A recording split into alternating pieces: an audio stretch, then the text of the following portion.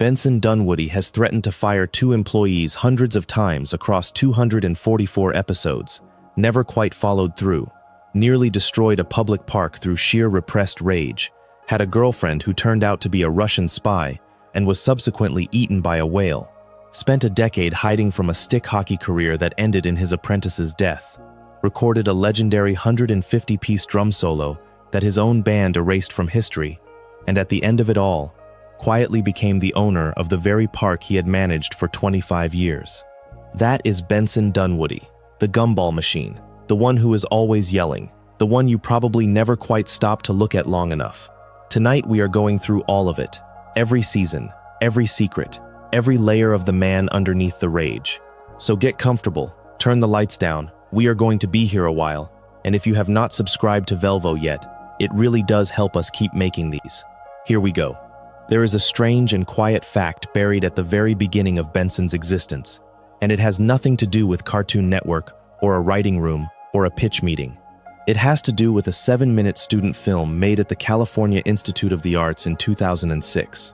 The film is called 2 in the AM PM, and J.G. Quintel made it as his CalArts senior thesis. And if you know about it, you already know what is coming. If you do not, the premise is simple. 2 friends are working the overnight shift at a convenience store on Halloween night. Something happens. Somebody eats drug-laced candy. Reality starts to bend. And during the sequence where the strangeness peaks, one of the characters transforms. The face goes slack. The body rounds and swells.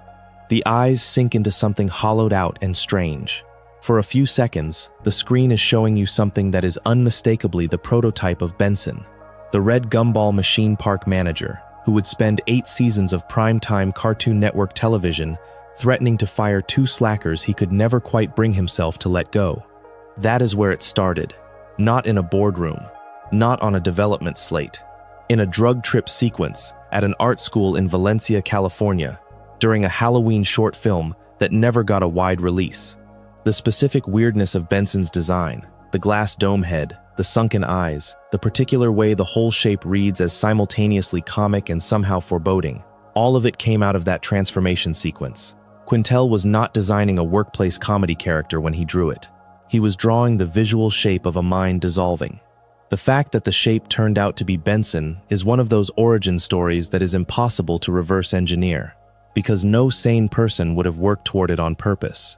Quintel used 2 in the AM PM to pitch the feel of regular show to producers, not as a direct adaptation, not as a story bible or a premise document, as a tonal proof of concept. He wanted to show them the specific register of strange he was working in, the way absurdity and sincerity could exist in the same frame without one canceling the other out. And the reason he chose to pitch via film rather than verbal description is something he addressed directly, saying he did not think verbally describing such an odd concept to a room of people would have made any sense to anyone. You can see the logic immediately. How do you pitch a red gumball machine who manages a public park and has a supernatural tendency to explode with rage? What sentence do you say in what order? You cannot explain it. You show the film and trust that the people in the room are the kind of people who understand that the weirdness is the point. Sam Marin was part of 2 in the AM PM too. Marin and Quintel had become friends at CalArts, where Marin had helped Quintel with his student work, and that creative partnership became the direct root of Marin's eventual career on the show. It is one of those long-chain connections that looks inevitable in retrospect, and was genuinely improbable in the moment. 2 young animators at an art school in California, working together on a short film about a convenience store and drug candy. And out of that collaboration comes a voice and a character who would anchor one of Cartoon Network's most successful shows of the 2010s. The friendship built the show. The show built Benson. And Benson built an audience of millions of people who still, decades after the fact, feel the particular warmth of remembering a red gumball machine threatening to fire a raccoon. Quintel developed regular show through Cartoon Network's Cartoonstitute program in 2008. Cartoonstitute was a specific initiative designed to give emerging artists the space to create pilots with no network notes. The absence of notes was the whole point. You could make something genuinely strange without a committee of executives softening it into something safe and familiar, and that creative freedom is legible in every frame of regular show. The show does not feel like something that was optimized. It does not have the smoothed-down edges of a property designed by consensus. The world has no consistent internal logic beyond the show's own sense of humor. The stakes escalate from mundane to cosmic, without warning or apology. And the main cast of characters is a blue jay, a raccoon, a gumball machine, a giant yeti, a lollipop man of indeterminate origin, a ghost, and a person made entirely of fat who lives on a utility cart with his best friend and his mother. Nobody signed off on that list because focus groups suggested it would perform well. Somebody signed off on it because it was funny and true to something, and the fact that it ran for 8 seasons and 244 episodes suggests the instinct was correct. Cartoon Network greenlit the series in August of 2009. The premiere was September 6, 2010, at 8:15 in the evening, and the very first episode was called The Power. Quintel wrote and storyboarded it himself. He has said it is his favorite episode of the series, which makes a particular kind of sense. First episodes of animated series are often shaped by network input and testing and compromise. The Power reads like a statement. Here is the world. Here is how strange it is. Here is the cast. And here is Benson, the park manager, arriving at the scene of the latest chaos Mordecai and Rigby have created. And here is what he does. He threatens to fire them. That is the template for everything that follows. Quintel built it himself and handed it to a writing staff who would spend 8 seasons finding new ways to play inside it. Before getting into what Benson does across 8 seasons of television, it is worth establishing exactly what he is, because Gumball Machine only gets you so far. He is a red gumball machine, animate and sentient.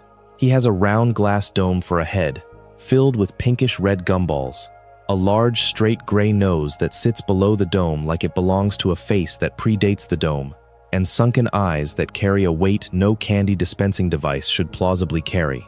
He is relatively short compared to most of the main cast, shorter than Mordecai, taller than Muscle Man, and the combination of small stature and enormous volume is part of the visual joke. He is not physically imposing, he is loud. Something about the voice work is worth sitting with, before getting into what Benson does across 8 seasons. Sam Marin's performance is built on restraint, which is a counterintuitive thing to say about a character who yells constantly, but the restraint is what makes the yelling mean something. Marin gives Benson a baseline register that is tight and controlled, the voice of someone who is working very hard to maintain composure, and the yelling is not a departure from that baseline. It is the baseline breaking. It is the controlled voice losing the battle with what is underneath it. Every time Benson's volume spikes, you can hear in the quality of Marin's performance what the spike is costing him, which is the effort of maintenance. That cost is what gives the anger its specific texture. Not the anger of someone who has given up on control, but the anger of someone who has been maintaining control too long and has just run out. His full name is Benson Dunwoody. His role is park manager of the park, a public park of indeterminate location, where he is responsible for keeping operations functional, managing a crew of workers who are collectively one of the most chaotic groups of people ever assembled under a single employer, and answering to Mr. Maellard, the park's owner, who treats Benson with approximately the same contempt Benson directs downward at his employees. The chain of disrespect, Maellard to Benson to Mordecai and Rigby, is one of the show's structural jokes and simultaneously one of its structural truths. Benson is a middle manager in the most literal possible sense. He is under constant pressure from above and constant chaos from below, and he has nowhere to put any of it except outward, in the form of volume, which is the form his father taught him. Sam Marin voices Benson, and the casting is the kind of thing that becomes invisible because it is so correct. Born on March 14, 1984, in Rochester, Michigan, Marin voices 3 of the show's main characters, Benson, Pops, and Muscle Man. 3 completely different registers. Benson is tight and constrained, and always right on the edge of losing it. The voice of a person who is one minor inconvenience away from a complete escalation. Pops is soft and gentle and warm, a kind of Edwardian tenderness beamed into a cartoon park. Muscle Man is big and loud and proud, and completely unaware that anyone might not find him impressive. Marin moves between these 3 without seams, and the fact that Benson's emotional architecture is communicated almost entirely through vocal tension, the clench in his delivery, the way a sentence starts at a controlled volume and accelerates without the voice ever quite cracking, is a piece of craft that gets underappreciated because it works so smoothly. The color shifting of Benson's gumballs is something the show establishes early and uses consistently, and it is more interesting than it first appears. When Benson is angry, the gumballs turn bright red. When he is extremely sad, they go a darker pink gray. When he is ill, they go green. This is a practical solution to a character design problem. How do you show emotional state on a face that is essentially a glass bowl of candy? The answer turns out to be the same way emotion shows on a human face, through color change, just routed through a physically absurd medium. The gap between the medium and the information, between gumball coloration and human feeling, is exactly where regular show lives as a comedy. The show takes emotional truth seriously and delivers it through structures that are formally ridiculous, and the combination is what made people love it. There is something to sit with about the specific design choice to make Benson a gumball machine. Gumball machines are objects. They are dispensaries. They exist to give things out, to provide something when you put something in. The implicit logic of a gumball machine is transactional. Input produces output. Apply Benson's job description to that, and you get something uncomfortable. He is managing a park, giving instructions, applying pressure, generating output in the form of a functional workplace. And the implicit promise of his species is that if you put the right thing in, you get the right thing out. Mordecai and Rigby are forever putting the wrong thing in. They never quite deposit the correct token. And so Benson, the machine, the dispenser, is perpetually stuck between what he is supposed to do and what he is actually receiving. The show probably did not design the metaphor this deliberately, but it is there if you want it. The backstory. This is where it gets interesting. Benson did not arrive at the park as a blank slate. He arrived carrying a specific history, and the show takes its time across multiple seasons revealing where the pieces came from. The three major components of his pre-show backstory are the family dinner table, the band, and the stick hockey career, and each of them is a chapter in the same story, which is the story of a person who commits fully, and gets hurt, and commits again anyway. The most foundational piece is the family. All gumball machines, as it happens, which regular show drops as a detail without ceremony and moves past without explanation, because explanation would ruin it. His father has a rectangular head and a wider torso. His mother has a trapezium-shaped head. His sister has a pear-shaped head. They are a family. They sit at a dinner table, and at that dinner table, somewhere in Benson's childhood, his father did the thing that explains everything about who his son became. This is shown in a flashback in the Season 3 episode, Think Positive, which aired on January 30th, 2012. The episode's setup is that Pops, genuinely distressed by Benson's constant yelling, bans him from raising his voice at work. No more screaming, no more threatening, no more volume of any kind directed at Mordecai and Rigby. Pops is gentle about the ban, as Pops always is, but he means it, and Benson has no choice but to comply. Without an outlet, the anger builds. This is shown literally. It becomes a physical presence, a swirling gravitational orb of repressed fury that begins pulling the park apart, disintegrating objects, warping the air around Benson with the kinetic energy of everything he cannot say. The show plays this for comedy, because the show plays almost everything for comedy. But the image of a person walking around with a literal vortex of destroyed feelings orbiting him is one of the more honest pieces of visual metaphor in the entire run. There are people like this. People for whom the suppression of anger is not a calming but an accumulation. Benson is one of them, and the show has the courage to show what the accumulation looks like when it gets bad enough. The flashback arrives mid-episode. Young Benson at the dinner table. His father, a bigger rectangular gumball machine with the same general gravity, bangs on the table and delivers the lesson that will define his son's entire adult life in words that amount to this: "You will never get anything if you do not yell for it." That is the whole lesson. Bang on the table, raise your voice, demand what you need because the world will not offer it. This is what Benson's father believed, genuinely, about how the world works, and it worked well enough in whatever context his father came from. Well enough that he considered it worth passing on.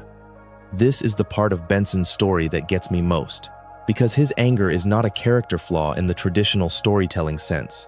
It is not a weakness he needs to overcome through a lesson, or a turning point, or a plot-designed moment of growth. It is an inheritance, a survival strategy passed from father to son at a dinner table. taught by someone who meant well, applied by his son to a workplace context where the stakes almost never justify the volume. He is yelling at Mordecai and Rigby about the park cart the way his father yelled for supper. The lesson was real, the calibration is off. And the gap between those two facts, between the genuine origin of the behavior and the inappropriate scale of its daily application, is where all of Benson's complexity lives. The think positive climax, where Benson finally releases everything in one enormous uncontrolled scream that disperses the gravitational vortex and saves the park, is structured as a release valve, a pressure cooker going off in the least catastrophic possible way. But the episode is careful not to frame it as a cure. He is still going to yell tomorrow. Think positive explains the origin of the mechanism without endorsing it, validates the feeling without excusing the behavior, and lands on a version of Benson that is simultaneously more understandable and no less complicated. That is a sophisticated thing to do in 22 minutes of Cartoon Network animation. The show does it so casually that it is easy to miss. The band. Benson was the drummer for a hair metal band called Heir to the Throne. This is established in the Season 4 episode 150-piece kit, airing in 2012, which brings the former bandmates to the park and gives Benson an opportunity he has been waiting, consciously or not, for years to receive. The episode's central detail is specific and absurd and very funny. Before the band dropped him, Benson performed a 150-piece drum solo on their debut album, a solo of such complexity and physical scope that 150 separate drum components were required to execute it. The band subsequently stripped him of all credit for the solo, replaced him with a piece of hardware called the Drumatron 6, which is a drum machine, and kicked him out of the band after only 6 months of membership. 6 months. He was there for 6 months. He contributed what the show frames as a genuinely legendary piece of musicianship, 150 pieces, which is a number that exists somewhere between impressive and physically impossible. And the band erased him from their history and handed his creative contribution to a machine. The grievance is completely legitimate. The humiliation is real. And the years that followed, the years of managing the park, threatening to fire people, running game nights, eating hot wings, all of those years have been happening on top of this unresolved injustice that Benson has been carrying since before any of the show's regular storylines begin. When Heir to the Throne turns up at the park, the episode does something that I think is one of its most underrated qualities. It refuses to make Benson simply sympathetic. He is not just a wronged man seeking justice. He is also someone who, for the duration of this episode, wants very badly to prove something, and the wanting is visible and slightly uncomfortable, the way it is always uncomfortable to watch someone's pride laid out in full view. He performs the solo again, Live, in front of everyone. And it works. He does it. The vindication lands. But here is what the episode understands and does not spell out. The vindication does not change the years. You can prove that a thing happened, and it still happened too long ago for the proof to alter anything material. Benson is the park manager. He was always going to become the park manager. The band, the solo, the erasure, the Drumatron 6, all of it was a detour that ended badly. And what he does with the proof of his contribution is walk away from it. Because that is what you do. You prove it and you walk away, because the proving is for you and not for them. And once it is done, you take it with you and keep going. Most stories about creative people who were wronged by an industry end with a return to the industry, a second chance, a vindication that also reopens the door. Benson's story closes the door. He proves what happened in that band, and then he goes back to being a park manager, because that is who he is now, and the proof does not reopen any chapter that has been finished. The show treats that as sufficient resolution, and it is. The thing happened. Now it is known, and that is enough. The stick hockey. After leaving the band and, at some unclear point, leaving his family home, Benson became a competitive stick hockey player. He trained rigorously, reached something close to mastery, took on an apprentice named Dave, and competed under the alias Death Dragon. The alias alone tells you how seriously this period was taken. Death Dragon is not the nickname of someone who is dabbling. It is the name of a person fully invested in a specific subculture and committed to the identity it generates. Dave died. He was killed by a stick hockey opponent named Chong during a match. Benson witnessed it. He immediately quit the sport and did not return to it and did not talk about it for approximately 10 years. during which time he became the park manager. He threatened to fire Mordecai and Rigby. He ran game nights. He ate hot wings. And the thing with Dave stayed sealed and untouched somewhere underneath all of that routine. Stick Hockey is the first episode of Season 3, airing in 2011, and it forces Benson back into the sport and back toward Chong. The episode runs the usual regular show escalation: mundane premise, specific emotional grievance, impossible physical stakes, climax on a flaming tilting platform in the way only this show achieves without it feeling absurd in the wrong direction. He wins. He defeats Chong. The confrontation happens and is survived. He does not get Dave back because television is not magic, but he closes the loop on 10 years of avoidance. What I want to note about the combination of these three backstories, the family dinner, the band, the stick hockey, is that they are all versions of the same underlying story. In each case, Benson committed fully. He gave everything he had to the band, and the band used him. He invested himself in an apprentice, and the apprentice died. He inherited a way of engaging with the world from his father, and has been applying it faithfully for his entire life, even when the application is poorly calibrated. He is not a person who learns the lesson that investment leads to loss and stops investing. He keeps investing. He is investing every day he shows up at the park. Every day he threatens Mordecai and Rigby instead of firing them. Every game night he organizes, and every bar tab he picks up. The refusal to stop investing, even after everything, is the most consistent fact about him.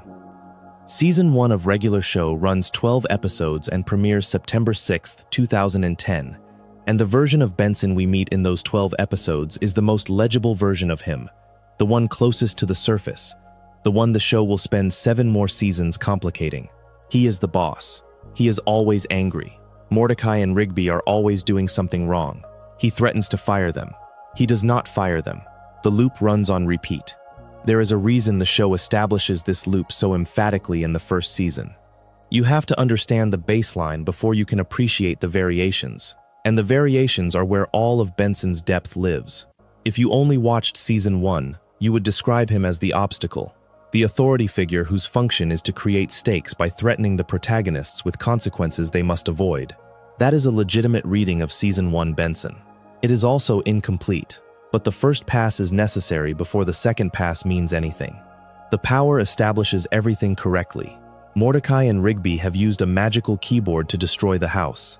Benson arrives. He threatens to fire them if they do not fix it. The structure of the episode, the threat establishing the stakes, the characters going on a quest to resolve the threat, Benson as the source of consequence rather than the center of the story, is the structure of 100 regular show episodes right there in the first one. Quintel wrote and storyboarded it himself, and the specificity of the result shows. The world does not feel assembled by committee. It feels like one person's precise vision of how strange and casual and funny this place should be. Something that is easy to miss in Season 1, because the volume is turned up so high on the threatening, is that Benson is already doing the things that make him sympathetic. He runs game nights. He organizes social occasions for the crew. He pays for drinks at a bar and includes Mordecai and Rigby in the tab. These details are established quietly in the first 2 seasons, and the show does not draw attention to them with speeches or deliberate character moments. He just does them. The generous version and the threatening version exist simultaneously from the beginning. Season 1 just has the threatening so loud and constant that the generous version is easy to miss if you are not paying a particular kind of attention.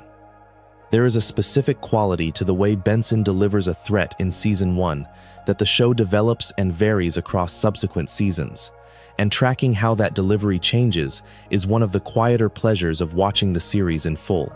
In the earliest episodes, the threat is total. When he says he is going to fire them, there is no visible gap between the statement and the intention. He sounds like he means it completely, which is part of why Season 1 works as well as it does. The joke requires belief, or at least the suspension of disbelief, and the early performance supports that suspension.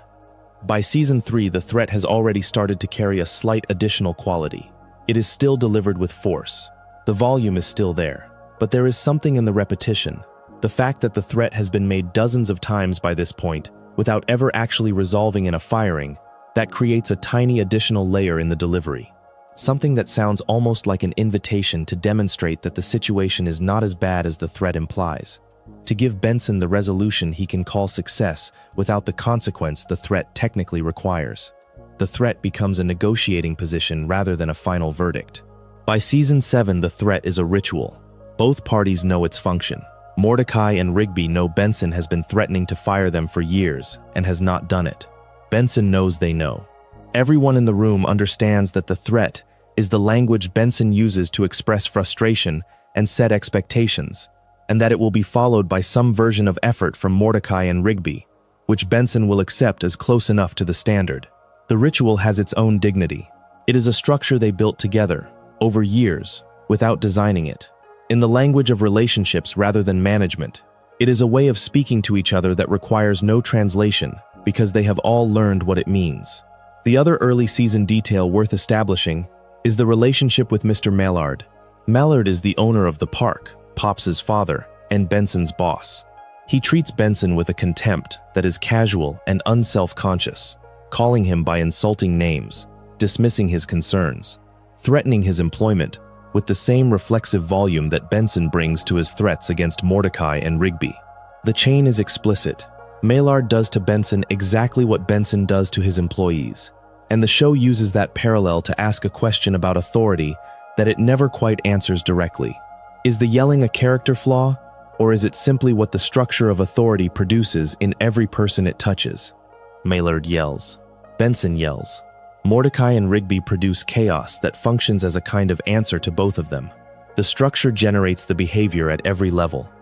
Season 2 of regular show runs 28 episodes and begins airing in 2010, continuing into 2011.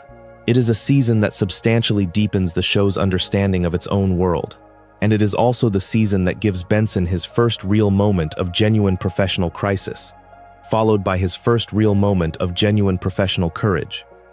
The episode is Benson Be Gone, which aired February 28, 2011. The setup is that Mr. Maellard, reviewing the state of the park and finding it wanting, demotes Benson, replaces him as park manager with a new employee named Susan. This is played as comedy, as most things in this show are played, and it is comedy. But the episode is simultaneously doing something specific with the Maellard and Benson power dynamic that had been established across the first season, and the specific thing it is doing is testing how much of Benson's identity is tied to his job title. The answer, it turns out, is most of it. Being the park manager is not just something Benson does. It is, in Season 2, the clearest structure around which he organizes his understanding of himself. He is the authority. He is the one who manages. He is the person responsible for the park's functioning. Strip that away, and you have a gumball machine who is loud and has a history and is not presently employed in a capacity that gives his loudness any institutional weight. The demotion is not just embarrassing. It is destabilizing in a way that goes deeper than professional pride. Susan, the replacement, turns out to be a catastrophic choice for reasons that escalate in the direction regular show always escalates, which is toward the supernatural and the physically dangerous. What exactly happens with Susan is less important to Benson's story than the moment where Benson confronts Maellard directly and demands his job back. Not requests, demands. With the same volume and conviction he brings to threatening Mordecai and Rigby, but aimed upward, at someone with actual power over his future. He applies his father's lesson at full force against a genuine threat rather than a manageable one, and it works. Maellard reinstates him. I keep coming back to this moment because it is the first time the show makes explicit what the anger is actually for.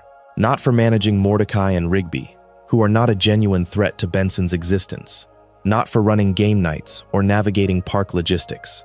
The anger, at full volume, against a genuine adversary, with real consequences attached, is effective. His father was not wrong. The lesson works in the situations it was designed for.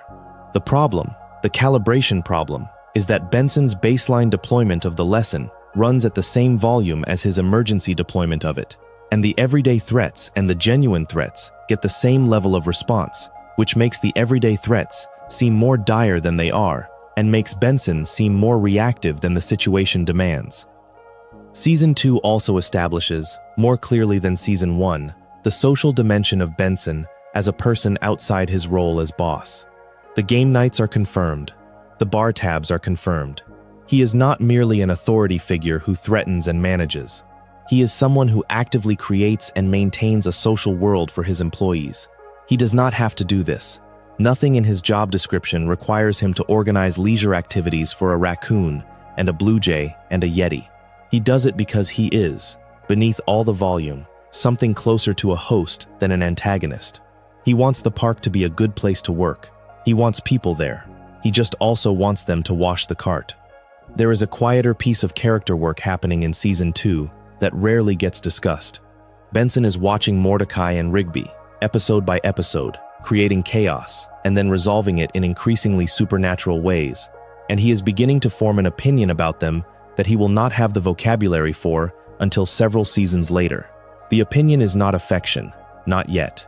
It is closer to a grudging recognition that these two people, who are unreliable and frequently destructive and seemingly incapable of completing a simple assigned task without involving a demon or a time paradox, are also capable of things he is not.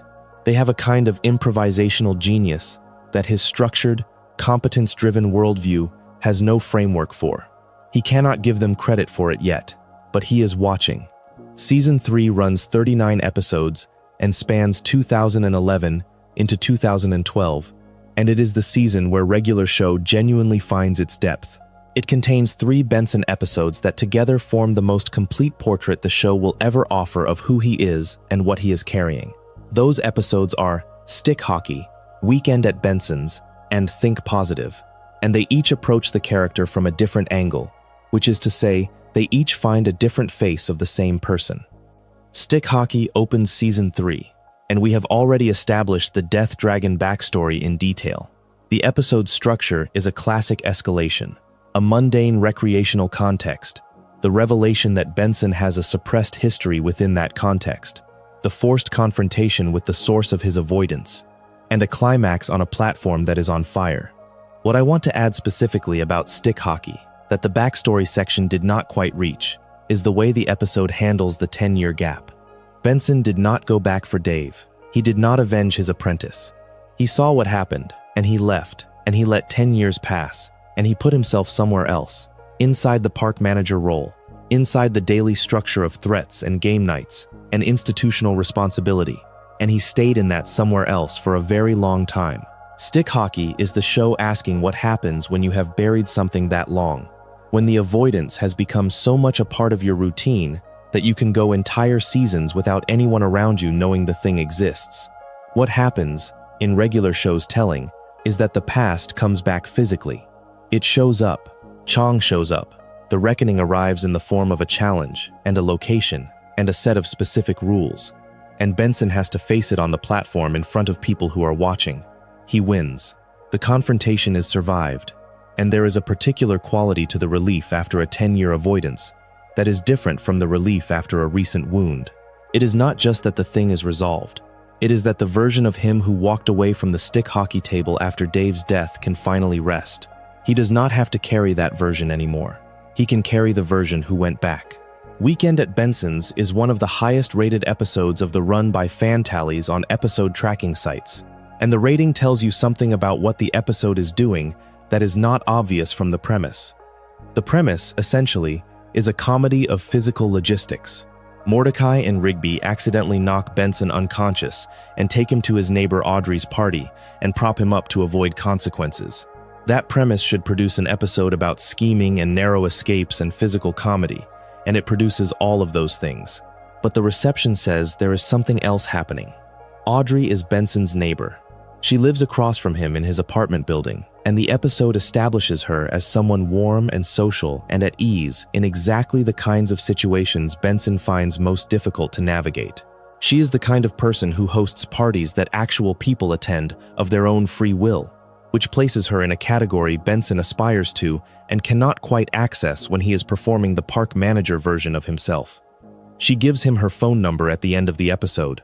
She does this while he is still barely conscious, and is therefore in the only state in which Benson does not have his professional armor fully deployed. The reading I keep returning to is that Benson's best social self, the one that other people respond to and like and want to give their phone number to, appears most naturally when the performance is off, when he is not managing or threatening or projecting authority, when the situation has removed those tools from him, either by knocking him unconscious or by placing him in a context where they simply do not apply. What remains is someone more accessible and more genuinely himself. The armor is not Benson. The armor is what Benson learned to wear. And the armor is, most of the time, so completely on that you have to knock him out to see what is underneath it.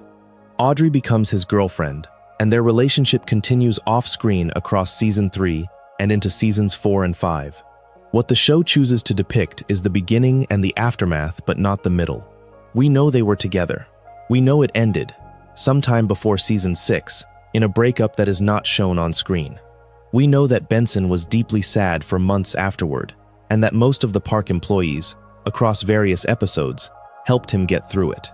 That last detail is the one that does the most work. The park crew helped him. They rallied around him without being asked or organized about it. Because that is what happens when you have run enough game nights and picked up enough bar tabs. The investment returns. Not in the form you designed it for, but in the form that is most useful when you actually need it. Think Positive aired January 30th, 2012. And I want to spend some more time with it than the backstory section allowed, because the episode does something specific with Pops that is worth tracking if you are paying attention to the show's larger architecture. Pops is, across the first several seasons, the character who most obviously exists outside the power structure of the show. He is not a worker in the conventional sense. He is the son of the park's owner. He is gentle and naive and beloved by everyone, including Benson, in a way that is different from how Benson relates to his other employees. He is not a liability. He is not a source of chaos. He is simply there, warm and present, exerting a kind of gravitational pull toward kindness in whatever space he occupies. When Pops asks Benson to stop yelling, the request carries a weight that the same request from any other character would not. It is not a confrontation. It is not a reprimand. It is a soft petition from someone who does not have an agenda, who does not want to win, who simply finds the yelling painful and trusts Benson enough to say so. And Benson, who yells at everyone else without a second thought, cannot yell at Pops, not because Pops outranks him, because Pops trusts him. The gravitational vortex of rage that forms when Benson suppresses his anger is funny, and it is also alarming. And the reason it is alarming is that it suggests something about suppression in general that the episode does not state directly. The anger is not going anywhere when it is suppressed. It is accumulating. It is building into something that has mass. And the resolution of the episode, which is Benson releasing all of it in a single enormous burst that saves the park, is presented as relief, but it is also a confirmation that the anger is a force of nature, something that needs a channel rather than a wall. The lesson of Think Positive is not that Benson should be calmer. It is that the anger he carries needs somewhere to go. And if he does not give it somewhere appropriate to go, it will find its own way out, in a form that is considerably less controlled. The broader awards context is worth establishing here, because regular show received institutional recognition across its run, in ways that reflected the seriousness with which the industry was taking the show, even when its premise, a gumball machine yells at a raccoon and a blue jay, invited dismissal. The show earned Primetime Emmy nominations, Annie Award nominations, and multiple British Academy Children's Award nominations across its run. These are not niche recognitions. They are the kinds of recognitions that industry professionals give to work they have watched carefully and decided is technically and creatively excellent. For a show about supernatural chaos in a public park, the accumulation of those nominations says something about how well the craft behind it was executed. The Emmy connection belongs here too.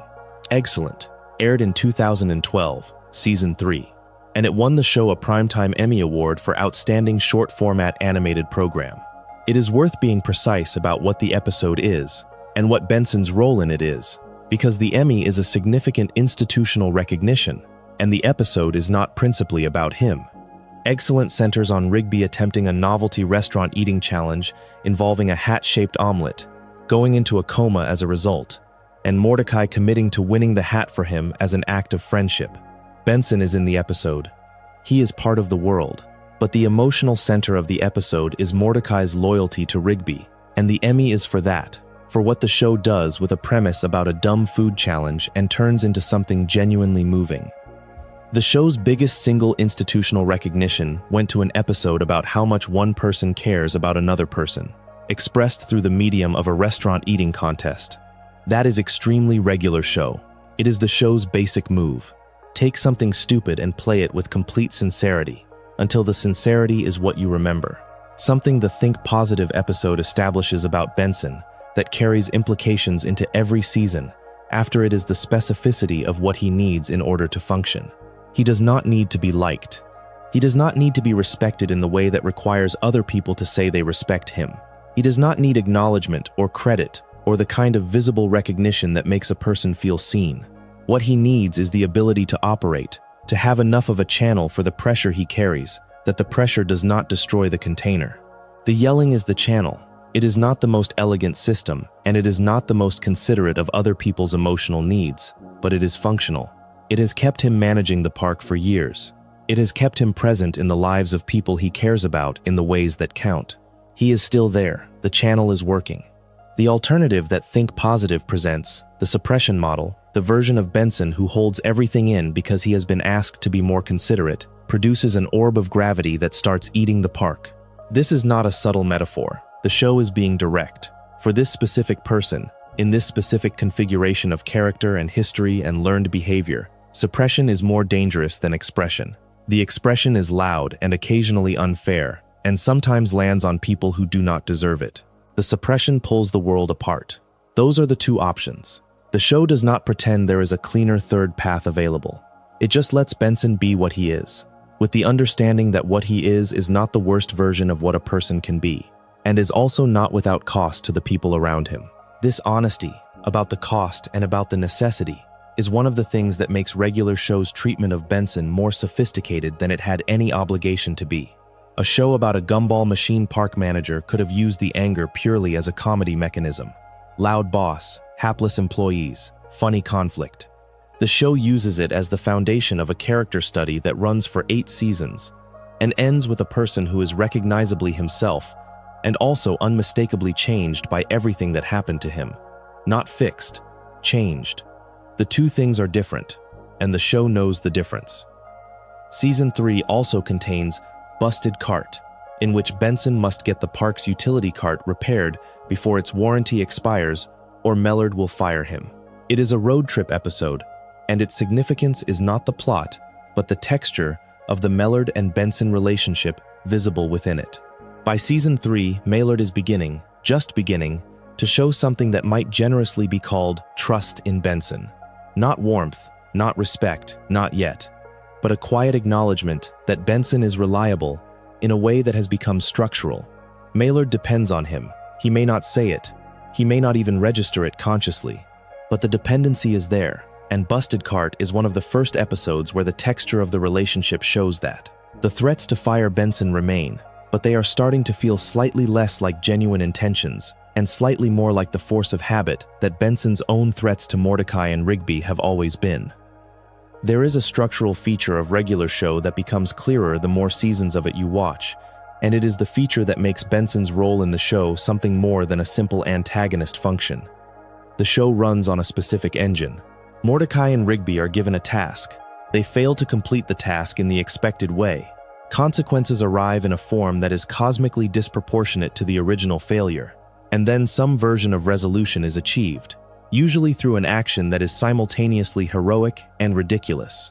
Benson is the source of the task. He assigns it. He threatens consequence. He is the structural origin of nearly every episode's initial stakes.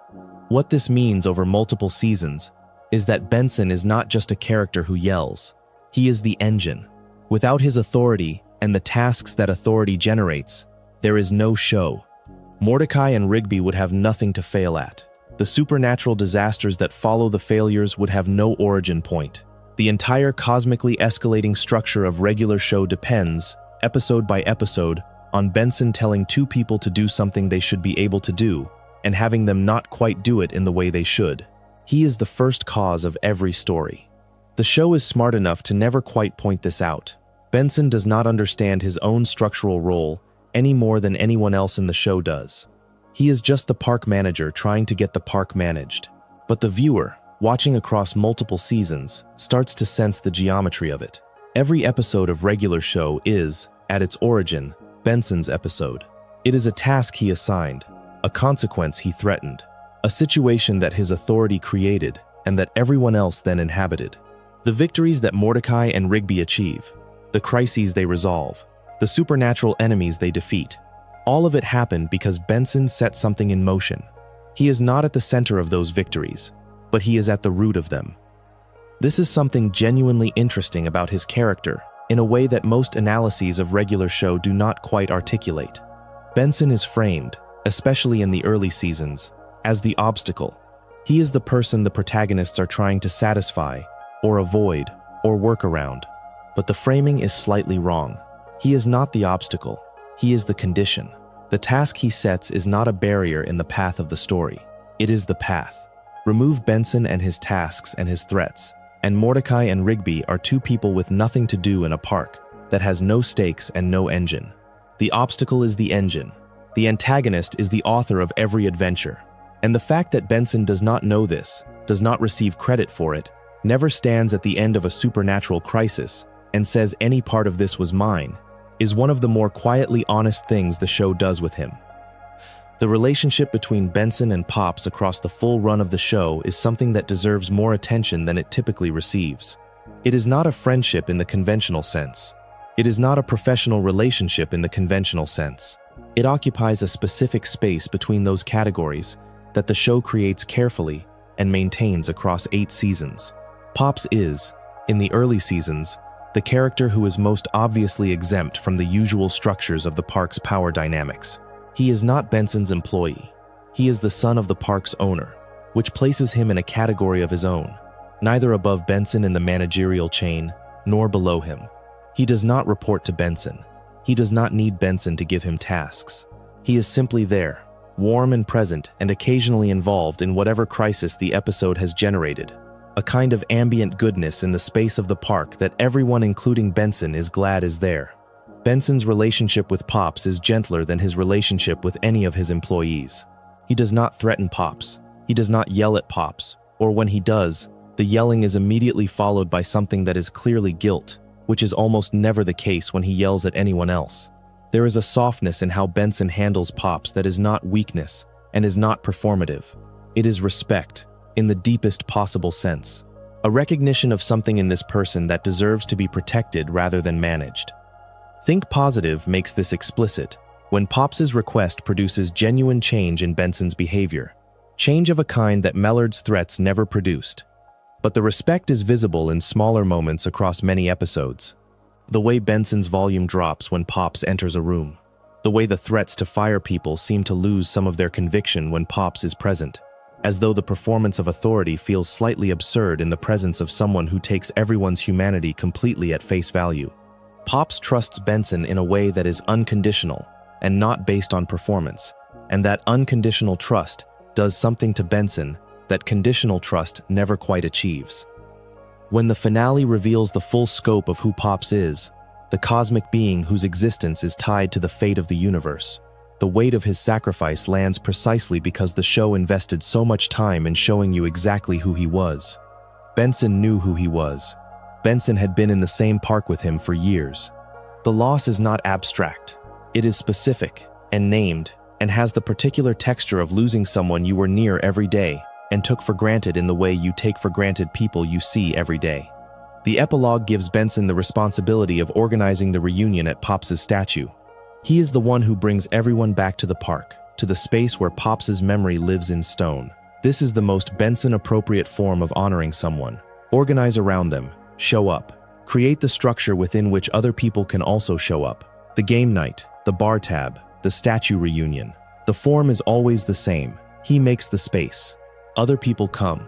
The question of Benson's anger and what the show ultimately thinks about it is something that runs underneath the whole series without ever being explicitly answered. And the fact that it is never explicitly answered is probably the right choice. The show does not want to tell you whether Benson is too angry. It wants you to hold both versions of the answer simultaneously. Version 1. The anger is a problem. It is disproportionate. It does not match the stakes of the situations that produce it. It is a learned behavior, applied in contexts where it causes more harm than it prevents. The cart does not need to be yelled at. Mordecai and Rigby do not need to be threatened with firing every time they fail to complete a simple task, because the threat has lost all meaning from repetition, and everyone, including Benson, knows it. The anger is the wrong tool deployed constantly against situations that require a different tool, and the people around Benson absorb the excess of it without always deserving to. Version 2. The anger is what he is. It is the form his care takes. It is the mechanism his father gave him for getting what he needs from the world, and it has not served him as badly as a cool reading of it might suggest. He got the park. He is still there. He has people around him who rallied to help him through a difficult breakup without being asked, who sit at his game nights, who drink on his bar tab, who fight alongside him in a space battle against a cosmic evil. The anger is loud, and it is constant, and it is sometimes wrong in its calibration. And also the person it belongs to has built a life that contains real love and real loyalty, and a park that is his. The show holds both of these versions without forcing a resolution between them. It does not arrive at the end of 8 seasons and tell you that Benson has fixed the anger, or that the anger was always fine, or that the anger was a mistake he grew past. It shows you a person who is still himself in the epilogue, still the gumball machine, still the park manager, still almost certainly still capable of a disproportionate volume response to a logistical problem, and also married, also 5 cats, also applesauce. The anger and the life it inhabits coexist in the epilogue the way they coexisted in every season. The show trusts you to hold both. Season 4 runs 37 episodes across 2012 and into 2013, and it is by almost every metric the show's cultural peak. The Halloween special, Terror Tales of the Park 2, pulled some of the largest audiences the show ever gathered, and by every reasonable measure, Season 4 represented a genuine growth from an already successful beginning. Google Trends data places the show's popularity peak in July of 2013, which falls between the end of Season 4 and the beginning of Season 5, suggesting that word of mouth from Season 4's run continued driving interest well into the subsequent season. This context matters for Benson, because Season 4 is the drumming season, the season where his backstory gets its most crowd-pleasing moment, and it lands against a backdrop of the show being at its most watched. More people saw 150-piece kit than saw most regular show episodes. More people were introduced to the idea that the gumball machine park manager used to be a legendary hair metal drummer and was erased from the band's history by a drum machine than would see the episode in any other season. The vindication moment, Benson performing the solo again live in front of the band and everyone else at the park, played for an audience that was paying more attention to regular show in the aggregate than at any other point in the show's run. One pull-up deserves some time here, because it is one of the few episodes in the show's run where the firing threat has genuine external grounding. The episode establishes that park workers are subject to government-mandated fitness tests, and that Rigby, who cannot do a single pull-up, must pass the test or be fired. This is not Benson threatening to fire Rigby because Rigby annoyed him. This is Benson telling Rigby that the government says the job requires a minimum physical standard, and Rigby does not currently meet it. The threat is partly out of his hands, which changes its character entirely. What the episode reveals through that change is something about what the firing threat has actually been all along. When the threat is entirely Benson's choice, it is deniable. He can threaten and not follow through, and the not following through can be explained away as giving another chance, as being reasonable, as maintaining proportionality. When the threat has an external justification, when he can point to a government requirement and say it is not up to me, the reveal is that he has been choosing not to fire them every previous time the option was available. He did not have to give them another chance. He wanted to. The external requirement in one pull-up strips away the plausible deniability and shows that the care has been driving the behavior for a long time, even when the behavior was loudly threatening in the other direction. The episode resolves in regular show fashion, with Rigby eventually passing the test after a training arc involving Mordecai's coaching and the usual escalation of stakes. But the image that stays is Benson delivering the ultimatum with a specificity and quietness that feels different from his usual volume. He is not yelling about the fitness test, he is telling Rigby about it. The change in register suggests that the genuinely high-stakes moments, The ones where the consequences are real and not performative pull a different version of Benson out. He gets quieter when things actually matter. 150-piece kit we have covered in some detail in the backstory section. What I want to add about the episode within its Season 4 context is how it sits against the rest of the season's material. Season 4 is the season of peak viewership, peak cultural presence, and the drumming episode is not the highest-rated episode of the season. It is not the event episode. It is a mid-season character study that asks a specific question about what it means to reclaim something that was taken from you.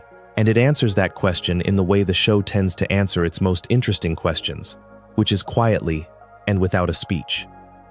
The quiet is important. When Benson proves the solo, the episode does not build to a triumphant musical number, with the whole cast celebrating. He plays it. It is witnessed, and then it is over. The moment is the proof, and the proof is the moment. And what happens after is the park manager going back to being the park manager. The drumming is a chapter. It ended. The proof does not reopen it. The episode understands this, and is honest about it in a way that most character vindication storylines are not. Seasons 4 and 5, running across 2012 into 2013, and then into 2014, also see the first clear signs of the Benson, Mordecai, and Rigby relationship beginning to soften. Not dramatically, not through any declared turning point, through accumulation. Mordecai and Rigby are getting very slightly better at their jobs, in the incremental way that people do when they have been somewhere long enough for the habits to start forming. Benson notices. He notices without comment. And the noticing produces, occasionally, a slight reduction in volume, a slightly less total commitment to the threat as the primary mode of interaction. He is still threatening. He is still frustrated. But the frustration has started to carry something underneath it that reads, if you squint at it from the right angle, like investment. Like someone who is not merely managing a problem but actually trying to develop something. Before moving into seasons 5 and 6, the Maellard and Benson relationship deserves an extended look as a full arc, because it is one of the show's longest-running character dynamics and one of the most quietly developed. It runs across all 8 seasons, and it ends in a way that completes Benson's entire professional arc, and most people who watch the show do not think of it as one of the central relationships because Maellard is never in enough individual scenes to register as a main character. But the arc is there, from the first insult to the final statue. Maellard calls Benson beanbag and ball bucket. He does this from early in the show's run, and he does it with the casual authority of someone who has never had to think too hard about the people below him on any organizational chart. He is rich, or at least the show implies something like wealth in the way it treats him. A person for whom the park is an asset rather than a place, whose relationship to it is proprietary rather than affectionate. Benson's relationship to the park is the opposite. He is not an owner. He has no equity stake. He is an employee, and the park is nevertheless the thing around which his entire adult identity is organized. The contempt Maellard shows toward Benson is not personal in the conventional sense. Maellard does not dislike Benson. He barely registers Benson as someone toward whom personal feeling would be appropriate. He is simply the manager of a park that Maellard owns, and managers are, in Maillard's worldview, useful until they are not. The beanbag and ball bucket nicknames are not attempts to wound. They are the expressions of someone who cannot be bothered to learn the actual name of a person in a managerial role, because managerial roles are interchangeable in his model of the world. This is where the Benson and Maellard relationship mirrors the Benson and Mordecai and Rigby relationship most precisely. Benson sees Mordecai and Rigby as interchangeable underlings for much of the early seasons, people in roles rather than people in particular. He knows their names, obviously, but the attention he pays to them as individuals, rather than as employees, is limited by his investment in the professional structure that defines his relationship to them. Maellard has the same relationship to Benson: manager, job title, function in an organizational chart. The parallel runs down the chain and implicates everyone in the same basic failure, which is the failure to see the person through the role. What changes the dynamic across the seasons is exactly what changes it in the Benson and Mordecai and Rigby relationship. Time and reliability. Benson shows up. He delivers results. He manages the park through supernatural crises and staff chaos and budget constraints, and whatever Mordecai and Rigby have done to the cart. He keeps the park running across years of situations that would have broken a less committed manager. And Maellard, who is not a warm person and is not going to make a speech about it, begins to notice in the way that people notice the furniture in a room. Not consciously, not with deliberate attention, but in the sense that its absence would register immediately. By the later seasons, the contemptuous nicknames have not disappeared, but their delivery is different. They carry slightly less conviction. They have the quality of a habit rather than an expression of genuine disregard, which is a distinction the show trusts the audience to feel without pointing at it directly. Maellard is still calling him Ball Bucket, but the ball bucket he is calling it to has become indispensable to a park that Maellard needs to function, and some part of Maellard knows this even if no part of Maellard is going to say it. The final development in the Maellard and Benson arc is Maellard's death in the epilogue, which the finale places 25 years after Pops's sacrifice. The death itself is not depicted. We are told it happened, and what follows from it, by strong implication rather than a stated line of dialogue, is that the park passes to Benson, the person who was called Beanbag for decades, the person who was demoted and reinstated and threatened and relied upon, and barely seen as a person for years and years of service. He gets the park, or something very close to it. He becomes something like what Maellard was, which is a person the park belongs to, rather than a person who belongs to the park. The show hands you the irony without ceremony, which is exactly the right way to hand it to you. The period from Season 5 through Season 6, spanning 2013 to 2015, is the stretch of the show where Benson is at his most settled in one sense, and most chaotic in another. The settled part is professional. By Season 5, he has established himself as a genuinely capable park manager whose relationship with Maellard has moved, incrementally, from pure contempt from above to something that functions more like professional dependence. Maellard still calls him Ball Bucket. Maellard still threatens his employment in bad moments. But the threats have begun to feel less structural and more reflexive, the kind of thing someone says because they have always said it, rather than because they mean it. And that distinction is quietly significant. Benson has made himself indispensable, not by being perfect, but by showing up without fail. And indispensable people are harder to discard. The chaotic part is personal, and it encompasses all of Seasons 5 and 6. Audrey and Benson had been together since the events of Weekend at Benson's in Season 3. Their relationship continued across the seasons, with the show handling it mostly off-screen, referencing their couplehood without devoting much episode time to the specific texture of their relationship. This is a common regular show approach to secondary character romance. Establish the relationship, let it run in the background, and then revisit it when it produces something story-worthy. What Audrey and Benson's relationship produces, sometime before Season 6 begins, is a breakup that the show never depicts directly. We do not see them break up. There is no episode where Benson sits across from Audrey and has the conversation. What we get instead are retroactive references across several episodes to the fact that it happened, that it hurt him significantly, and that he spent months visibly struggling with the loss, and that the park crew, without being organized or directed to do so, gathered around him and helped him through it. That last detail is the one I keep returning to. The crew helped him, not because anyone asked them to, not because Benson expressed vulnerability in a way that invited it, because he had, across years of game nights and bar tabs and showing up and threatening them and not actually firing them, accumulated enough genuine goodwill that when he needed people around him, they were simply there. This is the economy of regular show's emotional world running as it is supposed to run. You invest in the people around you. You invest through consistency and presence and generosity, even when the surface of your behavior is angry and loud, and eventually, the investment returns. Not in the form of a dramatic declaration or a resolved arc, just in the form of people being there. Benson got that return. The show does not celebrate it. It just shows it, quietly, in the retroactive references to a difficult period that passed. The Real Thomas is a Season 6 episode, and it contains, without question, the strangest and in many ways funniest thing that happens to Benson's romantic life across the entire run of the series. His girlfriend at the time is named Natalia. The episode, in the course of its plot, reveals that Natalia is an undercover Russian intelligence operative. She has been placed near Benson not because of any genuine romantic interest, but as part of a covert operation. By the end of the episode, through a chain of events that follows the show's standard logic of escalating consequences, she is eaten by a whale. This is accurate and not embellished in any way. She was a Russian spy. She was eaten by a whale. Both things happened in the same episode. The comedy of the real Thomas sits on top of something that is, if you remove the comedy and look directly at the situation, genuinely bleak for Benson.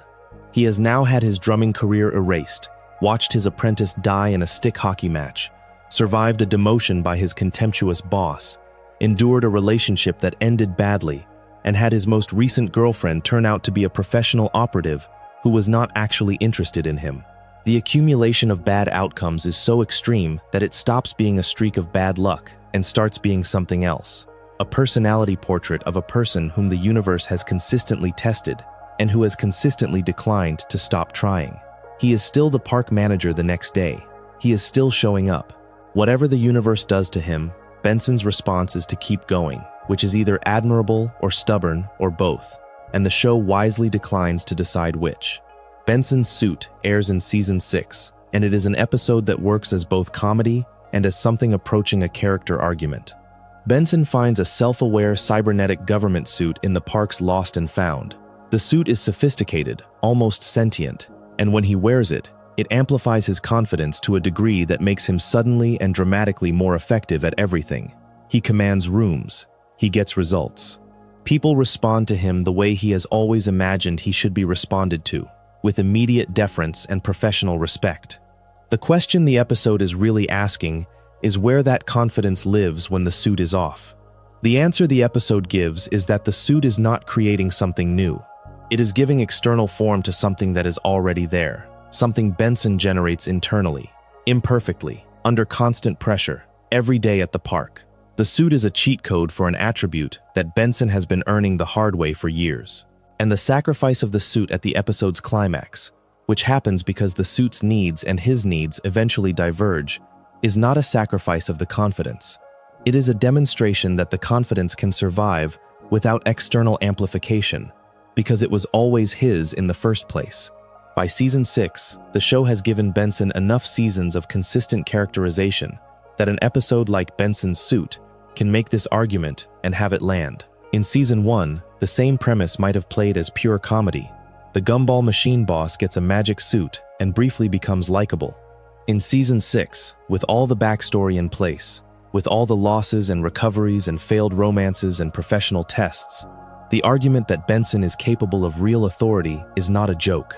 It is just true, and the suit is confirming something the audience already knows. The Maellard relationship reaches a different kind of milestone across seasons 5 and 6 that is worth tracking through the episodes without any single episode being the definitive statement of it. By season 6, Maellard is still calling Benson beanbag. He is still occasionally threatening his employment, but there are moments, increasing in frequency across the seasons, where the dynamic shifts enough that the contempt has an undertone of something else, not affection.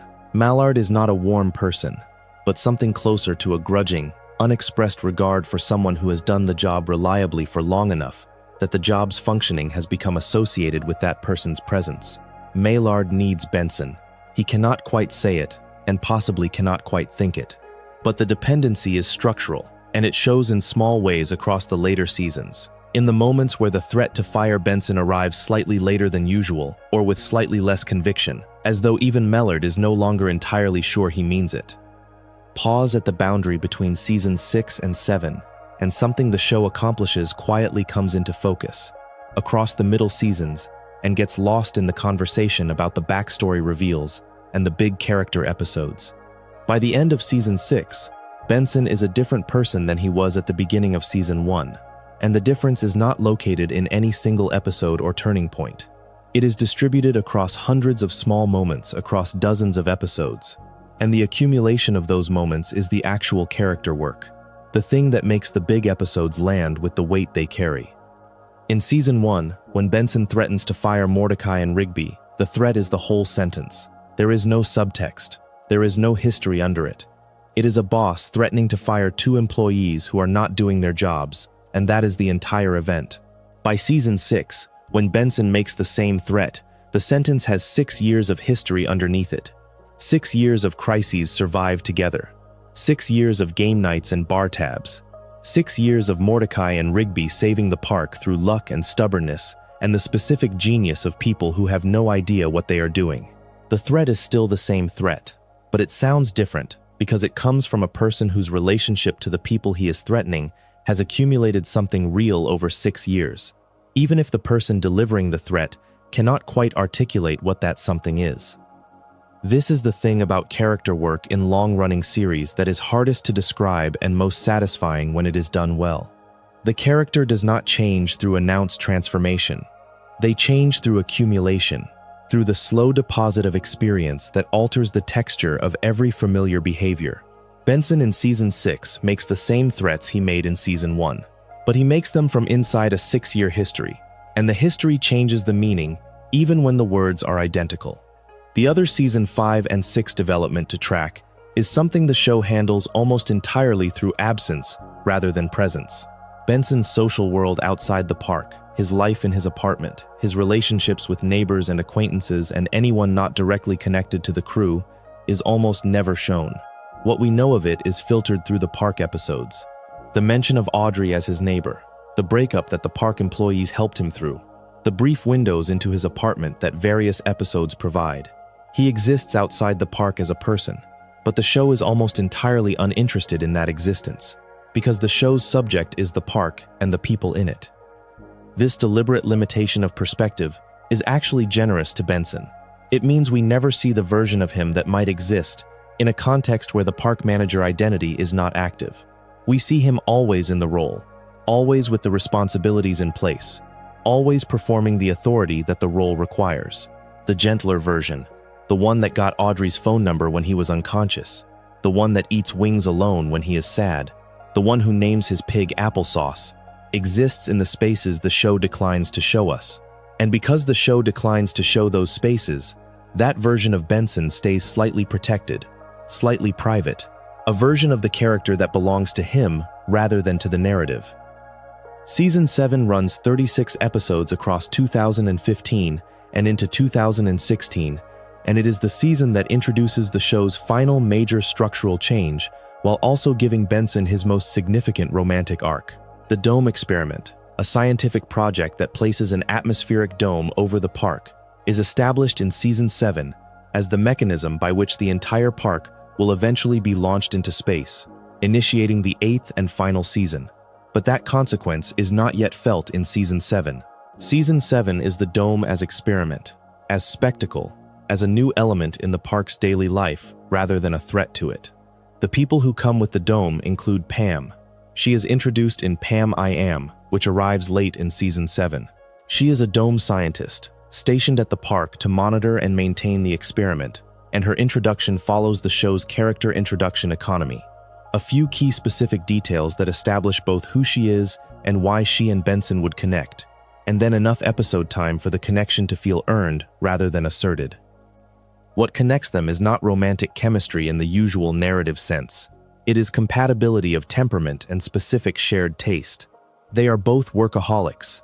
Both of them organize their identities around their professional roles in a way that makes leisure feel almost suspicious.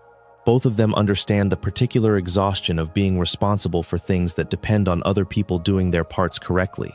And both of them have a relationship with that exhaustion that is more philosophical than bitter. And both of them love hot wings. That last detail is the one the show uses to seal the initial connection, and I think the show is right to use it. Shared food preferences are a low-stakes signal of genuine compatibility, more honest than shared values or shared history because they are not performed. You either both want the hot wings or you do not. Benson and Pam both want the hot wings. They get the hot wings. They sit together and eat them, and the conversation that happens over the hot wings is the beginning of something. Benson's approach to the developing romance is cautious in the specific way that all of his emotional investments have been cautious since the stick hockey days, since the band, since every committed chapter that ended badly. He does not rush it. He does not declare. He shows up consistently and lets the consistency build. This is his mode in every domain. Investment through presence rather than through declaration. He tells people how much they mean to him by continuing to be there rather than by making speeches. And Pam, who is a person of a similar internal economy, reads this correctly. The romance develops not because one of them performs it, but because both of them keep showing up to the same table. By the end of season 7, with the dome experiment nearing its conclusion, and the park crew increasingly aware that the experiment may have consequences beyond the purely scientific, Benson and Pam are clearly together. And the upcoming space mission, which the episode arc is building toward with increasing transparency, is hanging over their relationship the way any imminent long-distance separation hangs over a relationship that is still finding its footing. There is no decision made. There is no dramatic conversation, but the awareness of what is coming and what it might do to something still relatively new is present in every scene they share in the final episodes of Season 7. The transition from Season 7 to Season 8 represents the biggest single format shift in the show's run. The premise of regular show was always a public park, a specific physical location with specific physical logic, and the comedy and the drama both grew from that location's relationship to the people who inhabited it. Launching the park into space does not just change the setting. It changes the kind of problem the characters face, the kind of stakes that are available, the kind of scale at which the show can operate. In space, everything is already extraordinary. The mundane scaffolding, the cart that needs washing, the house that needs repainting, the task that needs completing before Benson gets back, is gone. What remains is a crew of people in a fundamentally changed situation, trying to be themselves in a context that is not designed for them.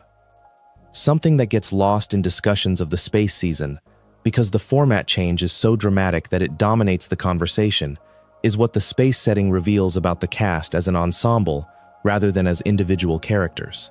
For 7 seasons, the crew existed in a specific physical environment. They knew its geography. They had routines anchored to its specific features: the house, the snack bar, the fountain, the golf course, the areas they were responsible for maintaining. The park was not just a backdrop. It was the accumulated evidence of their shared life. Every physical feature of it was marked by something they had done there. In space, none of that is available. They are in a park that has been physically removed from its context, floating in a void with no surrounding geography, no neighborhood, no landmarks beyond the boundaries of the park itself. The crew is suddenly visible to each other without the background that usually separates them. They cannot go to their usual places. They cannot fall back on their usual routines in the usual spaces. They are, in a very specific sense, stuck with each other in a way that the physical expanse of a public park never quite forced them to be. For Benson, this means that the management role is simultaneously more important and more constrained than it has ever been.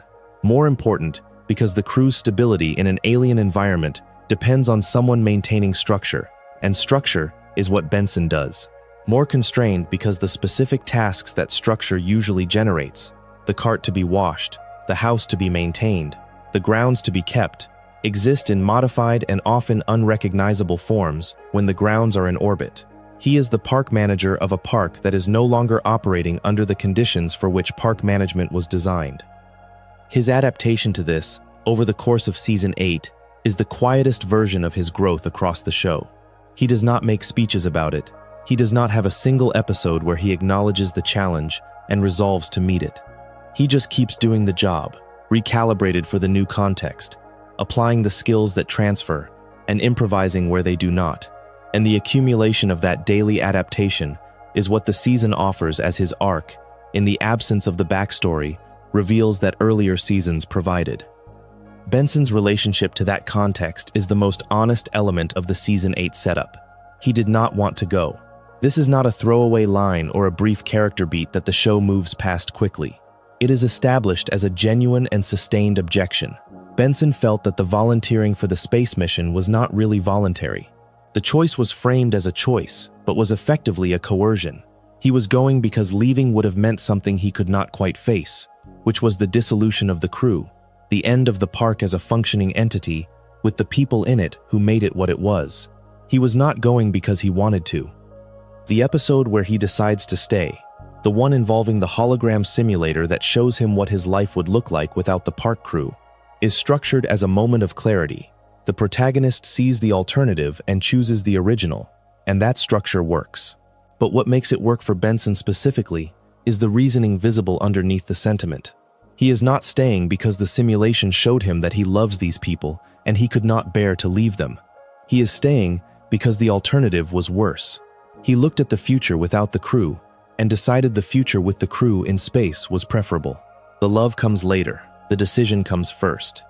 This is very Benson. He makes practical calculations and then discovers, somewhat to his own surprise, that the practical calculation and the emotional truth are pointing in the same direction. He does not perform the emotional truth. He just acts on the practical calculation and lets the emotional truth catch up. The space season's comedic and narrative texture is different from what came before, in ways that the show's audience received with mixed responses at the time. The format was unfamiliar. The stakes were immediately cosmic in a way that the show had usually only reached after a slow escalation from the mundane. The critics who found Season 8 less satisfying than the earlier seasons often pointed to this, the absence of the slow escalation that was part of the show's most reliable pleasure. The critics who defended it pointed to the character work, which remained sharp and honest even when the external context was radically changed. Benson's arc in the space season, from reluctant participant to committed member of the crew, to someone experiencing the specific grief of a long-distance relationship ending, is the best argument for the defense. The space setting changes what the show can do externally. It does not change who Benson is internally. He is still running the show, still responsible, still the person who shows up. In space, that means something different than it means at the park, but it means the same thing about Benson. Fry's Night is one of the Season 8 episodes, and it is the one where the long-distance strain between Benson and Pam finally produces the outcome that the Season 7 finale had been suggesting without stating. Pam calls him from Earth. She breaks up with him via space call. Not a letter, not a message left through an intermediary, but a direct call, because Pam is nothing if not a person who does difficult things directly. The relationship had been under pressure since the park launched. The physical separation was not the only issue. The mission had no defined end date, no clear plan for return, no framework within which to put their relationship on hold and expect it to survive intact. Pam makes the pragmatic decision. She ends it. Benson's response, as shown in the episode, is to cry and eat chicken wings alone. Not hot wings shared with Pam at a table, just wings, alone, in a room in the park that is currently in space. He does not make a large statement about his grief. He does not channel it into rage at Mordecai and Rigby, or into an escalated commitment to professional performance. He cries and he eats the food they used to eat together, because the food is there, and because it is the closest thing to her that he has access to right now. And because grief is often just that, reaching for the nearest version of the thing you have lost. This is a small detail handled quietly, and the quietness is the point. Benson does not perform his emotions for the people around him. He performs control, and authority, and volume. The emotions themselves, the actual feelings that run underneath the daily performance, surface in private and in small ways. The chicken wings in an episode called Fry's Night are the most honest image of Benson's grief the show produces. And it is honest precisely because it is so undramatic. He is not broken by this. He is sad. He eats the wings. Tomorrow he will get up and manage the park, because that is what he does. The space season's secondary storyline for Benson, running alongside and beneath the Pam breakup, is his evolving relationship with the crew in an environment that strips away most of the usual structures that mediate their interactions. At the park, Benson's authority has physical anchors. There are tasks, there are schedules, there are jobs that need doing, and tools for tracking whether they are done. In space, those structures are intact in some ways, and completely absent in others. The crew is dealing with things that have no precedent in any park management manual that Benson has ever read, and his ability to maintain the performance of perfect professional authority over situations that are fundamentally novel to everyone, including him, is reduced. What fills the gap that the authority performance usually occupies is something more direct. He deals with the crew more honestly, not emotionally, not in the sense of declarations or confessions, but the directness that was always available, that was always underneath the managerial language, becomes more accessible because the managerial language has fewer situations it applies to cleanly. He tells people what he thinks more plainly. He makes decisions based on what he actually believes rather than what the authority position requires him to say. The space season, stripped of the familiar structural context, produces a Benson who is still recognizably himself, but slightly less mediated. The armor is on, but it fits slightly differently.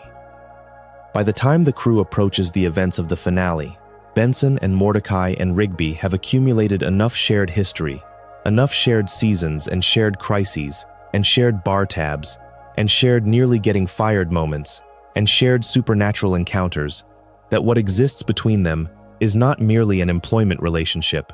The threat and fire dynamic has become something comfortable and habitual, a performance everyone understands is a performance, a ritual of professional identity that both parties know does not capture the full reality of the relationship. Benson threatens. Mordecai and Rigby adjust minimally. Nobody gets fired. This is not a failure of management. This is a successful long-term relationship that has found its stable form. Before the finale, there is the movie. Regular show The Movie was released in 2015, between Season 6 and Season 7 of the original series, and it is the most direct engagement the franchise ever produced with the relationship between Benson and Rigby specifically. The plot, at a high level, involves a Terminado, a tornado capable of destroying the entire universe, that originates from a specific moment in Mordecai and Rigby's past and requires a time travel intervention to prevent. The mechanics of the time travel bring in a future version of the park crew, operating in a timeline where things went wrong, working alongside the present versions to try to fix them. The villain of the movie is a character called Mr. Ross, a former teacher of Mordecai and Rigby's who becomes a cyborg and is the proximate cause of the Terminado situation. The movie's plot is dense and moves quickly, as movies based on short-form animated series often must. But the character moment that matters most for Benson is not a plot point, it is a choice. Future Benson, the version who has spent years in the timeline where everything went wrong, sacrifices himself so that present Rigby can reach the time machine and fix what needs fixing. He gives his life for Rigby, specifically for Rigby, not for an abstraction, not for the group as a concept, for the small, round, historically unreliable raccoon who cannot do a pull-up and nearly got fired multiple times and caused more property damage across more episodes than any other member of the park crew by a significant margin. The movie handles this moment efficiently rather than dwelling on it, because there is plot to resolve and the resolution requires momentum. But the choice that future Benson makes in that moment is the single most unambiguous expression of genuine care that Benson ever produces across the entire franchise. He does not say he cares about Rigby. He does not have a Season 8 heart-to-heart about everything Rigby means to him. He sees the situation, calculates that Rigby's survival is worth more than his own in the context of what needs to happen, and acts on that calculation without decoration. This is the thing about Benson's version of love that the show has been building toward for years. It is practical. It is expressed through action rather than language. It does not announce itself. It just does the thing. The future version of Benson who sacrifices himself in the movie is the same version of Benson who runs game nights and picks up bar tabs and threatens to fire people and then does not fire them. The love was always expressed through those things. The movie just finds the context where it can be expressed at its maximum, which is a situation where the expression costs everything. There is a reading of the movie's time travel structure that makes the sacrifice even more resonant, though the movie itself does not state it explicitly. Future Benson knows what the present version of Benson's relationship with Rigby looks like. He has lived through all of it. All the chaos, all the near firings, all the property damage, all the supernatural disasters that started with Mordecai and Rigby doing something they were specifically told not to do. He knows exactly how difficult Rigby has been, in the most complete and detailed possible way, and he still makes the choice. Whatever Rigby costs him, in this future timeline and in every previous one, is clearly worth less than what Rigby is worth. The math runs in Rigby's favor. It has always run in Rigby's favor. Benson just needed a movie and a time machine and a moment of cosmic stakes to say it in the most irreversible way possible. The movie also contributes something to the understanding of future Benson as a character in his own right. A future version of a character carries implications about where the present version is heading, and future Benson is still recognizably Benson in every way that matters. He is still the park manager, still responsible, still the person the crew looks to for structure and leadership. Whatever happened in the timeline that went wrong, it did not break him. It aged him, and it clearly cost him things, and it brought him to a moment of sacrifice. But the person making the sacrifice is not a person who has been destroyed by difficulty. He is a person who has been made more precise by it, more clear about what matters and what does not. And what matters is Rigby reaching the time machine. So that is what happens. A regular epic final battle aired January 16, 2017.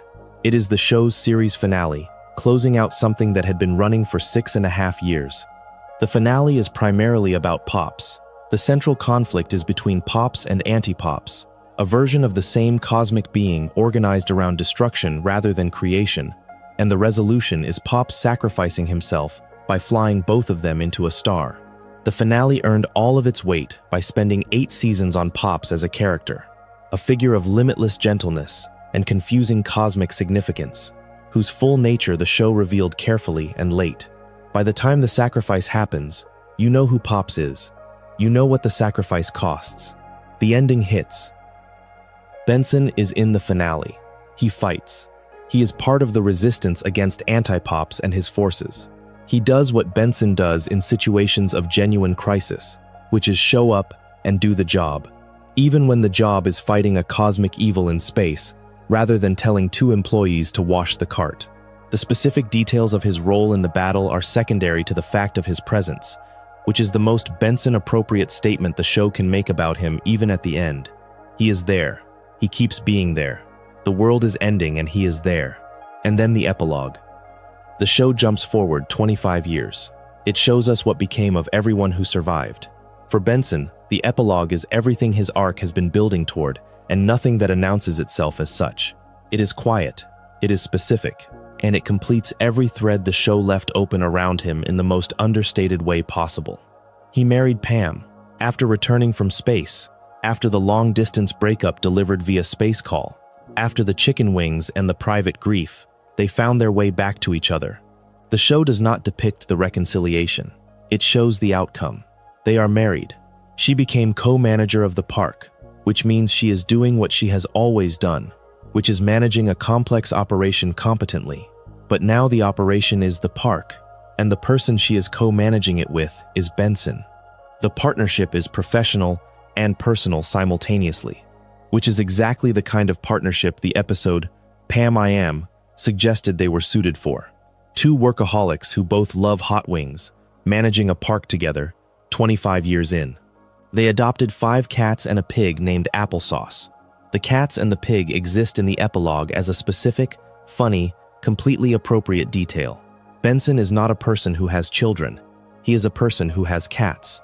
5 of them, plus a pig named Applesauce, which is a name that tells you everything about the emotional register of his life outside of work. At the park, he is the boss. At home, he is the person whose pig is named after a sauce. These 2 versions of him coexist comfortably in the epilogue in a way they could not quite coexist in Season 1, because 25 years have given him enough room to hold both. Mr. Maellard died. This is confirmed in the epilogue, 25 years after Pops' sacrifice. Maellard's death means the transfer of the park's ownership, and the show strongly implies, without saying it in dialogue, that what happens after Maellard's death is that Benson becomes the owner. The wiki describes it as something Benson presumably took on. What the epilogue shows is Benson presiding over the reunion of all the park workers at the statues of Pops and Maellard, and that image carries the weight of ownership without requiring the words. He is the one who organized this. He is the one who assembled everyone. He is the one standing in front of the statues of the 2 people whose deaths define the endpoint of his professional journey. Whatever the paperwork technically says, the park belongs to him in every sense that matters. The entire arc of Benson's professional life runs from the first episode of Season 1, where Maellard's contempt and authority were the ceiling above which Benson could not rise, to the epilogue of the finale, where Maellard is a statue and Benson is the person who built the park into something that could outlast both of them. He did not get there through a sudden transformation, or a single decisive moment, or a dramatic confrontation that changed everything. He got there by showing up for 25 years, by refusing to leave even when leaving was the easier choice, by committing to the park and the crew, And the work, in the way that he committed to the band and the stick hockey and the family dinner table, which is completely and without reservation. The difference is that this time, the commitment was not erased or ended in grief or betrayed. This time, the thing he committed to became his. 25 years of showing up, and the park is his. His by presence. His by persistence. His in the most real way something can belong to a person, which is not through ownership documents, but through the fact that without you there, it would be something different, something lesser, something that never quite became what it became. There is one more piece of the finale that deserves attention, which is the Pops element and what it means for the ensemble. Pops dies. He flies himself and Anti-Pops into a star and ends the cycle and saves the universe. And the crew, who loved him, who let him be the gentle, specific, strange person he was across 8 seasons, has to continue without him. Benson has to continue without him. In Think Positive, it was Pops's gentle request that produced the most honest crisis Benson ever faced in the series. The person who trusted him most purely, whose trust made him accountable in the way Maellard's threats never quite could, is gone. The epilogue does not give Benson a speech about Pops. It gives him a statue, and it gives him the reunion at the statue, and it gives him the act of organizing that reunion, which is what Benson does with things that matter. He organizes around them. He shows up for them.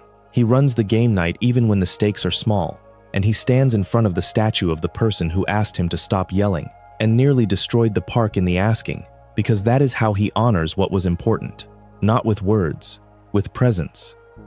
One of the things that made regular show unusual among the Cartoon Network shows of its era was that its primary audience was young, but its most resonant character was the adult in the room. Mordecai and Rigby were the protagonists, and the audience identified with them in the obvious way. They were young, they were lazy, in the way that young people are lazy before the weight of consequence has fully arrived. They were funny, they were the center of every story. But Benson was the character who, if you were watching the show as a teenager, you kept revisiting years later and finding more in. He was the one who made more sense as you got older. He was the one who, once you had a job, once you had a boss who called you by the wrong name, once you had people depending on you and a performance of authority to maintain, started to feel recognizable in a way he did not when you were 12. This is a specific and unusual achievement for a children's animated series. Most shows pitched at young audiences make the authority figures comprehensible in the sense that they are obstacles, functions, narrative machines that generate stakes. Regular show made Benson comprehensible as a person, which is different. Not just a source of consequence, but someone who had been young and had made specific choices and had specific regrets, and was now in a job he had earned through stubbornness, and was still, visibly, carrying everything that came before. Young audiences watched Benson as the boss. Adults who returned to the show watched him as someone who could have been them, or could have been the people above them in the organizations they inhabited, or could have been the person they were quietly becoming and did not quite have words for yet. The streaming resurgence around 2023 and 2024, a decade after the show's peak cultural moment, is explicable in part by this quality. The people returning to the show were returning to something they had first watched as children and were now watching as adults, and Benson was the character who changed the most between those two viewings. Not because the character changed, because the viewer did. The same scenes that read as comedy when you were 12 read as something more specific and a little more tender when you are in your late 20s, and you have been the person in the room who is trying to keep something running while the people around you do not quite understand why it matters as much as it does to you. The gumball machine turns red. It has always turned red, but what the redness means depends on where you are standing when you watch it. Regular show went off the air on January 16, 2017, and what followed was the particular kind of cultural afterlife that a small group of beloved shows have managed in the streaming era. The show ended well, which is rarer than it should be. It had a real ending. The characters got futures. The world did not simply stop when the credits rolled. It kept going, off-screen, populated by the people who had lived in it for 6.5 years. And the suggestion of that continuity made the ending feel like a completion rather than a cancellation. For several years, the show lived as a beloved memory, something people associated with a specific stretch of their adolescence or early childhood, the way people carry certain shows as emotional artifacts of the period in which they watch them. Regular Show was of a specific moment, the early 2010s, when Cartoon Network was producing some of its most creative and idiosyncratic work, when the space between children's animation and adult animation was being redrawn by a generation of CalArts trained creators who had grown up on Saturday morning cartoons and anime and wanted to make something that held all of those influences at once. The streaming era found Regular Show a new audience, and found it in numbers that surprised people who had only known the show during its original run. When the show reached Netflix in the early 2020s, and then returned in a significant way around 2023 and 2024, it climbed high on Netflix's global viewership charts. Nearly a decade after it finished its original run, Regular Show was one of the more talked about titles on the planet's largest streaming service, which tells you something about what it built and how durable the building turned out to be. The audience that found it on streaming included people who had been too young to watch it during its original run, people who came to it with no nostalgia attached, people encountering Benson and Mordecai and Rigby and Pops and the rest of them for the first time without the context of the early 2010s Cartoon Network landscape. And those new viewers responded to the same things the original audience had responded to: the character work, the escalation, the willingness to play absurd premises with complete sincerity, the sense that the show knew exactly who its characters were and was interested in what that meant. The things that made it good did not require the context in which it was made. They were in the work itself. The revival was announced at the Annecy Animation Film Festival in 2024. The show is called Regular Show: The Lost Tapes, and it premiered May 11th, 2026, on Cartoon Network worldwide, with a US streaming release on HBO Max and Hulu beginning June 8th, 2026. 40 episodes total have been announced. J.G. Quintel returns as executive producer, alongside Sean Zellis and Sam Register. Sam Marin returns as Benson, Pops, and Muscle Man. Mark Hamill also returns to the voice cast. The framing device the revival uses deserves attention because it is conceptually interesting and also slightly melancholy in a way that the show leans into deliberately. The lost tapes are adventures found within Pops's memory tape in the afterlife. Pops is dead. He died in the finale, and that death is permanent within the show's universe. But his memories exist, recorded somewhere in the cosmic archive of what he was, and within those memories are stories that happened before the finale, adventures the show never told during its original run. The revival is technically a prequel, placing all its new stories in the timeline before the events of a regular epic final battle. But it is experienced as a continuation, because the characters are alive within it, the world is alive within it, and the warmth of spending time in that world again is not diminished by the knowledge of what eventually happens. The framing device protects the integrity of the original ending, which is a choice that deserves recognition as a thoughtful production decision. The revival cannot undo what happened.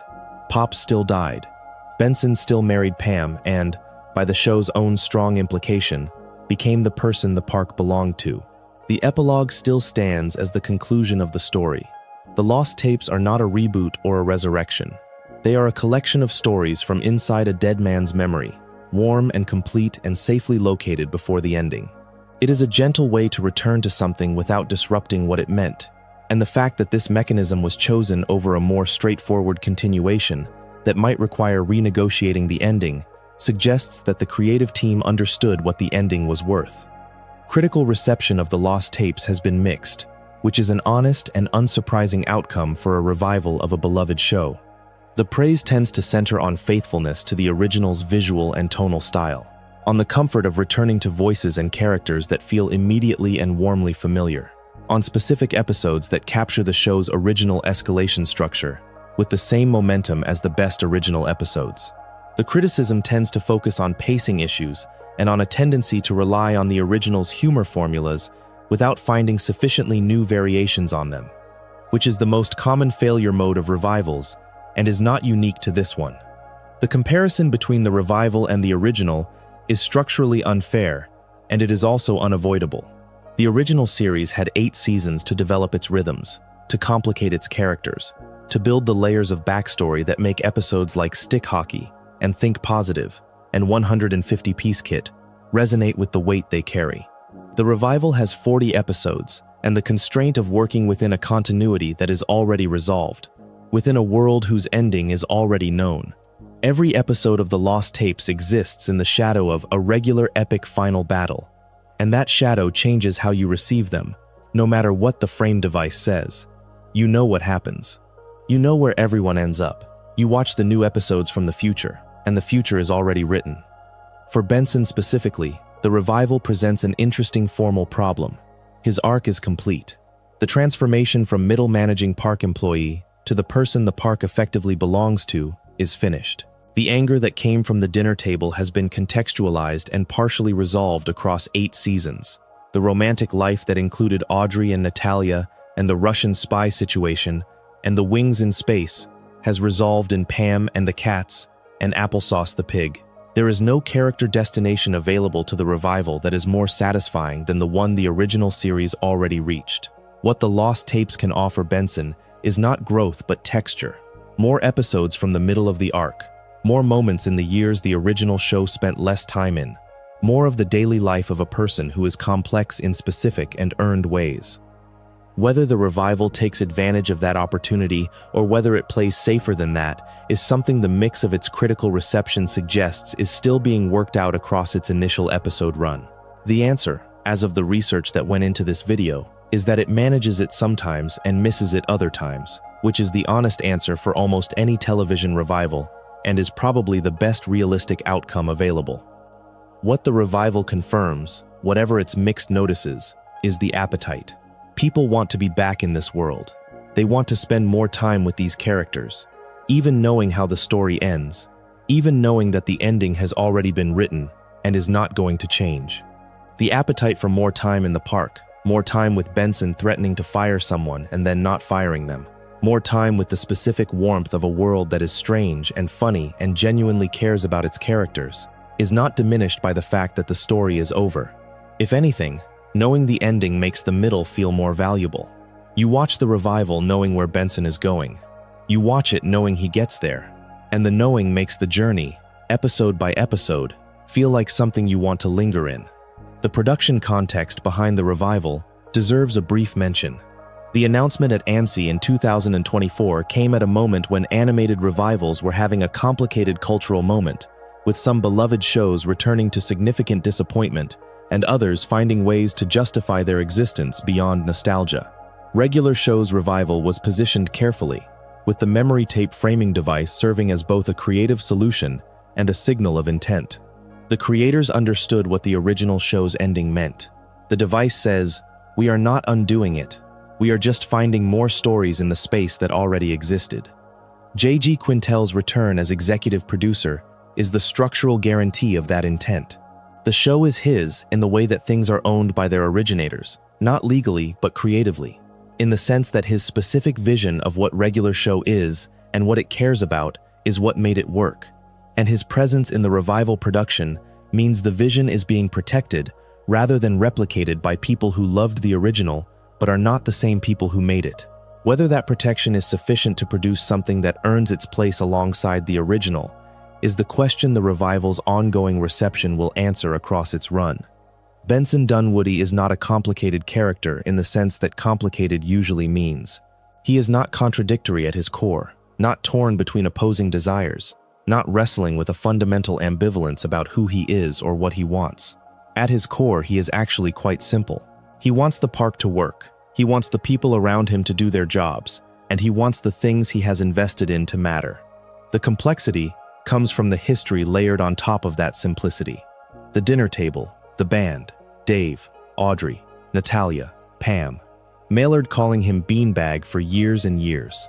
The management of people who are unreliable and chaotic and genuinely capable of things he cannot explain or organize, who keep saving the world through a combination of luck and stubbornness, and the particular improvisational genius of people who have never been quite as competent as the situation technically requires.